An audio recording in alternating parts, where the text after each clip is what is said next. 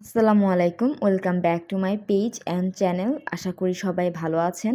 আজ আমি আপনাদেরকে দেখাবো আমি কিভাবে কলিজা ভুনা করি।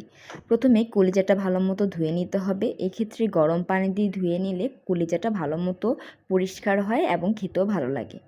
এরপর এতে দিয়ে দিতে হবে পরিমাণ মতো হলুদের গুঁড়ো, মরিচের গুঁড়ো, পরিমাণ মতো রসুন বাটা এবং আদা বাটা। এটা আপনারা পরিমাণ অনুযায়ী আপনাদের ইচ্ছা মতো দিতে পারবেন। এরপর দিয়ে দিলাম কিছু পরিমাণে পেঁয়াজ কুচি, আমি এখানে পরিমাণ অনুযায়ী বেশি দিয়েছি। এরপর দিয়ে দিলাম পরিমাণ মতো লবণ, এরপর দিয়ে দিলাম ধনিয়ার গুঁড়ো এবং ঘরে বানানো হোমমেড মশলা। এখানে আমি সব মশলা ভালো মতো তেলে গরম করে এরপর এটা বানিয়েছি। আপনারা চাইলে আমি সেটা আপনাদের সাথে শেয়ার করব। দেন দিয়ে দিলাম পরিমাণ মতো তেল দিয়ে এবার কিন্তু ভালো মতো মেখে নেওয়ার পালা। এটা কিন্তু খুব ভালো মতো মেরিনেট করে নিতে হবে। যত ভালোভাবে মেরিনেট করে কিছুক্ষণ রাখা যায় তাতেই কিন্তু এটা তত বেশি ভালো হয়। আমি মেরিনেট করে প্রায় 30 মিনিটের মতো রেখে দিয়েছিলাম। এবার একটি কড়াইয়ের মধ্যে দিয়ে দিচ্ছি আবার পরিমাণ মতো তেল দেওয়ার পর এতে দিয়ে দিব কিছু গোটা মশলাগুলো হালকা হয়ে আসলে এতে দিয়ে দিতে হবে পেঁয়াজ কুচি। আর মশলার সাথে পেঁয়াজ কুচিটা ভালো মতো নাড়াচাড়া করে নিতে হবে। যখন এটা কিছুটা ব্রাউন কালার হয়ে আসবে তখন এতে আমি কয়েকটা তেজপাতা দিয়ে দিলাম, দিয়ে আবার নাড়াচাড়া করে নিতে হবে। এখন এই ভেজে রাখা পেঁয়াজের মধ্যে দিয়ে দিতে হবে সেই কলিজা দিয়ে দেওয়ার পর এবার আমি আবার ভালো মতো মিক্স করে নিচ্ছি, সব কিছুর সাথে ভালো মতো নাড়াচাড়া করে নিচ্ছি। আমি এখানে কোনো এক্সট্রা পানি দিব না। আমার এই যে মশলা দিয়েছি আর তেল দিয়েছি এটা দিয়েই কিন্তু আমি রান্না করব।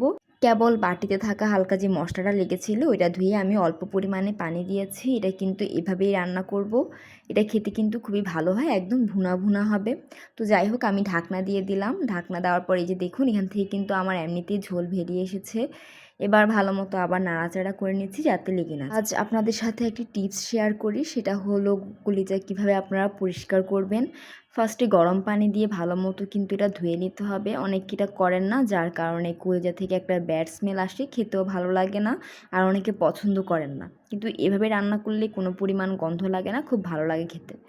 যাই হোক কথা বলতে বলতে আমি এখানে একটা মশলা দিয়ে দিয়েছি, সেটা হচ্ছে জিরার গুঁড়োটা সর্বশেষে আমি দিলাম, তাতে আমার মনে হয় এটার স্মেলটা অনেক বেশি ভালো আসে। তো এভাবে কিছুক্ষণ নাড়াচাড়া করার পর এবং ঝোলটা যখন কমে আসবে তখন কিন্তু আমার এটা একদম রেডি হয়ে যাবে। আমি আবার ঢাকনা দিয়ে দিলাম ঝোলটা যাতে আরও কমে যায়। তো 5 থেকে 6 মিনিট রান্না করে নেওয়ার পর এই যে আমার কিন্তু কলিজা একদম রেডি হয়ে গিয়েছে। এটা খেতে কিন্তু অসাধারণ হয়েছে। আমার এখন দেখে আবার খেতে মন চাচ্ছে। আপনারা চাইলে কিন্তু এভাবে বাসায় ট্রাই করতে পারেন। আশা করি ভালো লাগবে সবার। তো আজকের মতো এতটুকুই। সবাই ভালো থাকবেন, সুস্থ থাকবেন। আল্লাহ হাফেজ সবাইকে।